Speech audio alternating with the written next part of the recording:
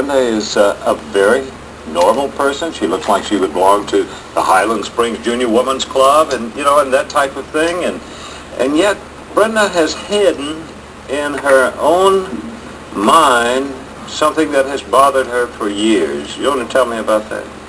Well, first of all, I am what you might want to call a hand translator, which is kind of a taboo because palmistry is something that's not practiced. And I have certain feelings about palmistry that I have picked up on my own. For 13 years, I have just been studying on my own and reading books and taking like one person and seeing something on one person's hand and then translating it to someone else's hand, and it meant the same thing.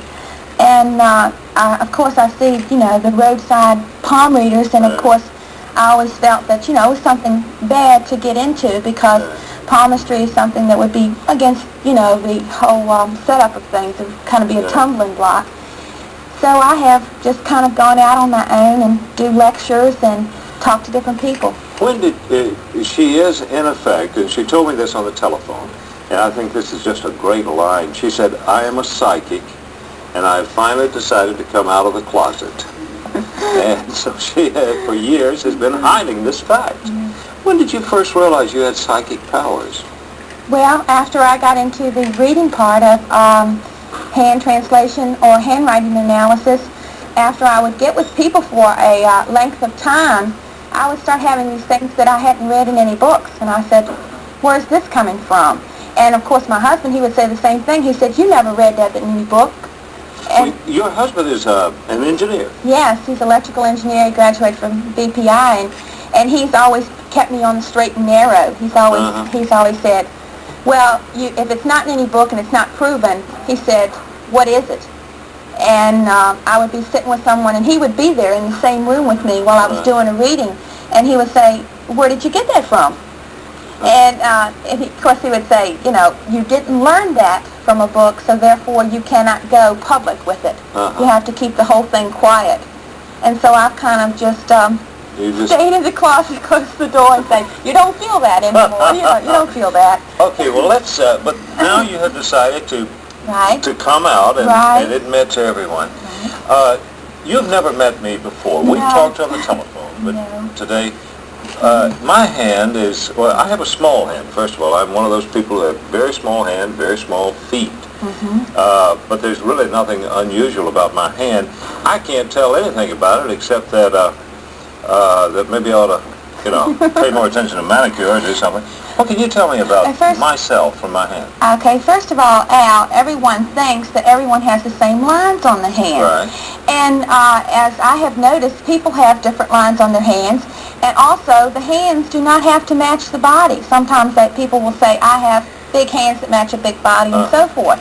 The hands are shaped by the movement. Whatever you do in your life, the movement will change the hands. Sometimes if you find a mechanic, their hands will be bent in a certain position because they're holding a tool. These are just natural things. So your hand should be very wide open because you're a very wide open conversationalist. Of course, I have to be objective. I do know a lot about you. But as you can see, his hand is very wide. He has a very wide span. And he also has what you call a conversation mound. This is the mound of Venus, as it's been called in palmistry, but I found out that the mound in this area, if it's overlarge, this person is a conversationalist. They're able to carry on conversations. The thumb being very short, and the fingers, and well, you have to measure the fingers in proportion to the palm, and they're exactly matched. If the fingers are too short, this person will be very quick and very impulsive. But if the fingers are matching, this person is equal. They're able to figure out things and hold on to ideas a little bit longer, more imaginative. The longer the fingers, the more imaginative you become. So your fingers are in proportion, so you are equal on both sides. You're imaginative and also, able to make quick decisions. Well, I certainly appreciate that. She has another talent of handwriting analysis, and we brought a guest in here. I'd like for you to meet Ricky Melner. Ricky, I'm glad to have you with us. Have you ever met Brenda before? No, I certainly have not. You two have not even discussed, conversed. Mm-mm. We asked Ricky to come in and sit down and put her mic on so, to save a little time. Tell me what you're going to do with Ricky, and they've never met before. Well, first of all, with Ricky, as every person that I do meet, I do like to be totally objective because I feel that people put ideas and that puts you in the wrong direction. With her first, as her body language is showing, she is a very mature type woman because she has her legs crossed in a certain position, her hands held over, and she also does not close her thumb inside on both hands, but she does keep it close. A palm reader or a hand translator, as I prefer, always read certain signs before they get into the actual reading. The color and the texture of the hand is very important. And another thing about her handwriting analysis, just on a large scope, she writes very neat. So I'm getting first impressions from her. Also, I'm getting psychic impressions from her. Oh, you are? Yes, because as you sit with a person for a long period of time, I don't know if there is such an energy that you do feel from a person, but you do feel that this person is sending off some type of positive or negative reaction to what you're saying. She's a very positive person. I can feel this from her. If I felt negative impulses from her, I would have trouble overcoming that negative because I would feel that she would be not responding to me. She would not be open, what you might say. Right. So most of the time I will, come up to a person and I approach them. Would you like me to read her hand or her handwriting analysis? Read her handwriting. All right, her handwriting analysis. If you've ever had your handwriting analysis done in a computer, and I know several people have in fairs or things, the handwriting, each letter has a different meaning to me.